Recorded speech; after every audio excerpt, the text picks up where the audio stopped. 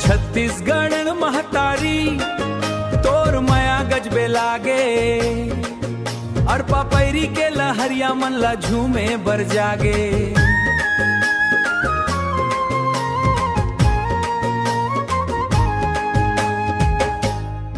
डोंगर पहाड़ नदी नरवा गाथा तोर सुनावे, माटी के खुशबू रे संगी परदेसिया ला बुलावे। मांदर बाजे धूम धड़ाका गूंजे गली गली रे, पंथी राउत सुआ नाचा रंग भरे हर दिल रे।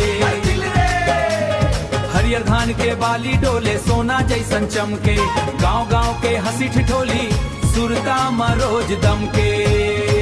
हरेली तीजा बोलाया थे खुशी के संग लहकाए, छत्तीसगढ़िया मन के माया सबके मन ला भाए।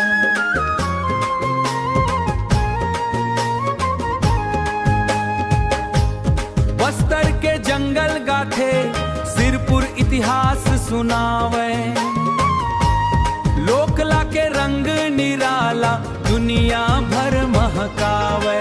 वो साबेल मेटल के चमक पहचान बने हैं मोर, दरिया के मीठा बोली झंकृत कर दे छोर। गांव के चौरा पीपर छैहा अपनापन बरसावे, महतारी के अचरा जैसन सुख के छांव बिछावे। मांदर बाजे धूम धड़ाका गूंजे गली गली रे,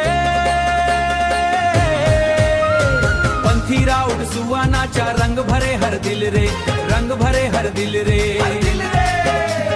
हरियर धान के बाली डोले सोना जैसन चमके, गांव गांव के हंसी ठिठोली सुरता मरोज दम के।